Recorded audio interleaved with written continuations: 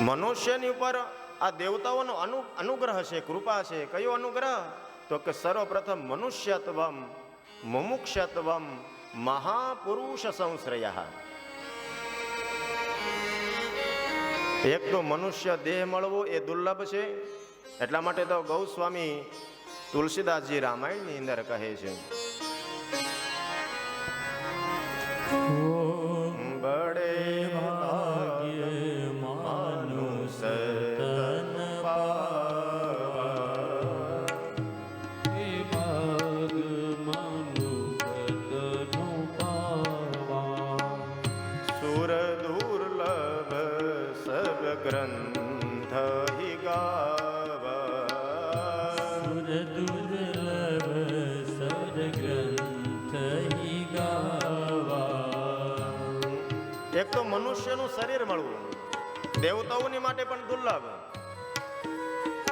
દેવતાઓ ભગવાનની આગળ જઈને વૈકુંઠમાં પ્રાર્થના કરે કે હે ભગવાન, મને મનુષ્ય બનાવો અને ભારત ભૂમિમાં જન્મ આપો. દેવતાઓ આવી પ્રાર્થના કરે. શું? તો કે અમને માણસ બનાવો, મનુષ્ય બનાવો.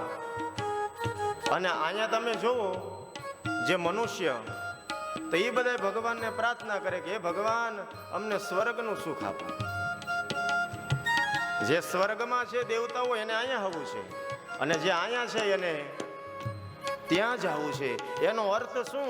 તો કે તમને જે મળ્યું છે ને એની કિંમત તમને ખબર નથી. આ શરીર જ્યારે તમારી પાસે નહીં હોય ને ત્યારે તમને આની કિંમત થાય કે આ શરીરની કિંમત શું હતી.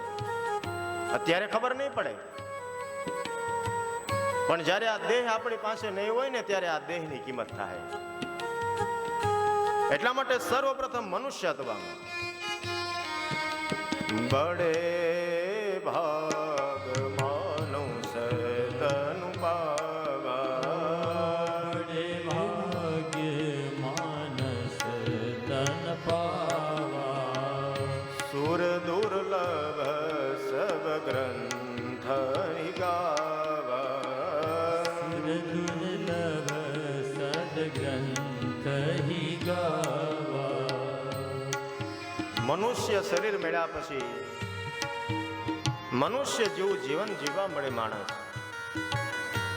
મનુષ્ય જેવું જીવન જીવવા માટે અમારા ગુરુદેવ ભગવાન આજે આવવાના છે. આજની કથાની અંદર અમારા ગુરુજી પધારવાના છે. સમય નથી આપ્યો પણ આવશે ખરા. અને એમની પાસેથી અમે જ્ઞાન લીધું. મનુષ્ય બનવા માટે થઈને માત્ર 3 જ: સેવા, સ્મરણ અને સત્સંગ. જો દાદા પાસે ઉપસ્ત્ર છે, ઓમ તત્સત લખ્યું છે અને નીચે 3 નામ લખ્યા છે. મનુષ્ય બનવા માટે તેને શું કરવાનું? તો કે પહેલા સેવા કરો. સેવા કરો. જ્યાં સુધી તમે સેવા નહીં કરો ને ત્યાં સુધી તમને અભિમાન નહીં જાય. એટલા માટે થઈને મનુષ્યને પોતાનું અભિમાનમાંથી મુક્ત થવા માટે થઈને પહેલા સેવા.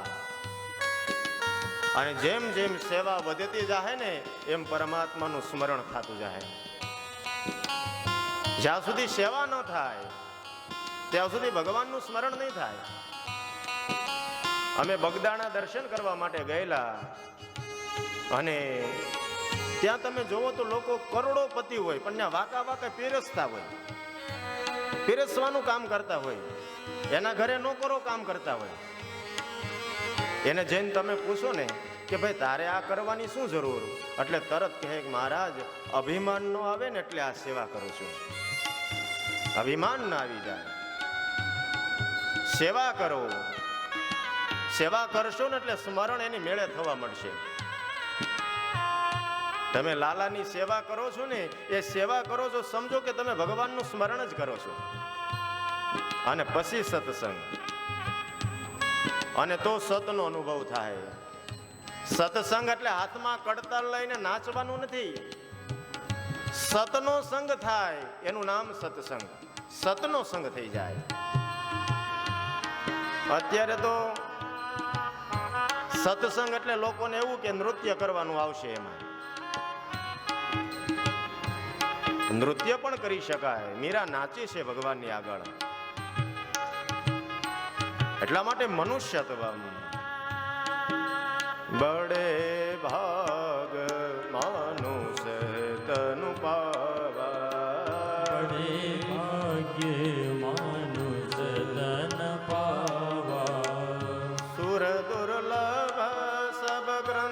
થઈ ગાવા સુર દુર્લભ સબગ્રંથ હિ ગાવા બડે ભાગ માનુષ તન પાવા બડે ભાગ્ય માનુષ તન પાવા મનુષ્ય શરીર પ્રાપ્ત થવું ભગવાનની બહુ મોટી કૃપા, બહુ મોટી કૃપા. મનુષ્ય શરીર મળવું તે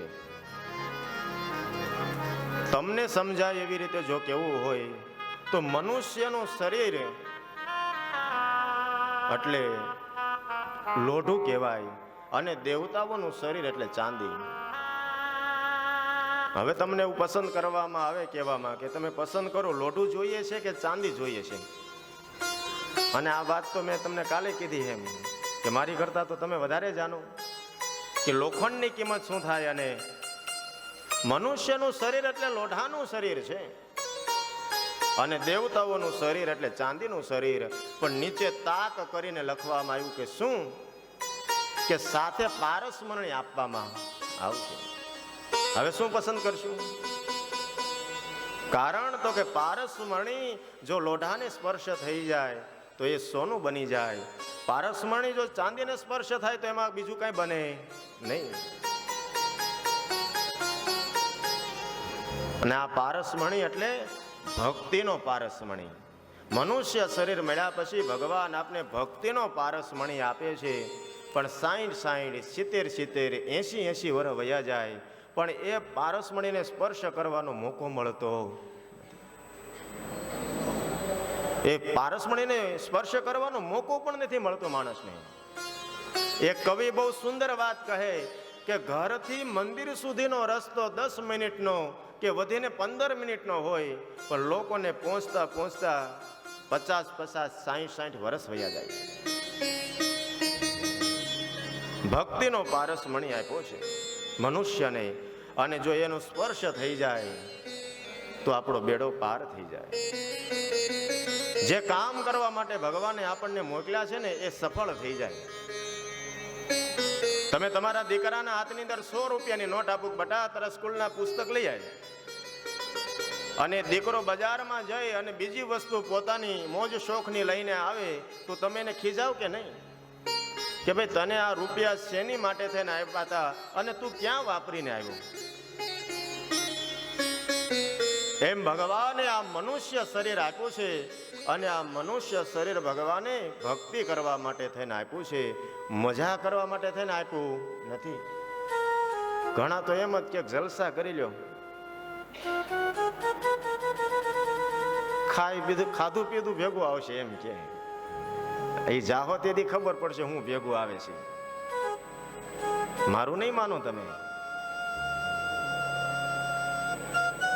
જ્યારે ભગવાનના દરબારમાં જીવ જાય છે ત્યારે ભગવાનના દરબારમાં જાય ત્યારે ભગવાન એને એવું નથી પૂછતા કે તું ક્યાં મંદિરે જાશો, કે તે કોની કંઠી પહેરી છે, તે તારા ગુરુ કોણ છે, આવું ભગવાન પૂછતા નથી. ત્યાં તો ખાલી ભગવાન તમને એટલું જ પૂછે કે માણસ બનાવ્યો હતો, તે કામ કેવા કર્યા. તમે જે ધર્મના નામે આ પૃથ્વી ઉપર માથાકૂટ કરો છો, યાદ રાખો જ્યારે ઉપર જાઓ ને તો ન્યા આવો કોઈ ભેદ છે નહીં. તમે જે ધર્મની નામની માથાકૂટ કરો છો, અમે તો કે અમે તો આવા, અમે તો કે અમે તો આવા. અરે આપણે ભગવાનનું થવાનું છે.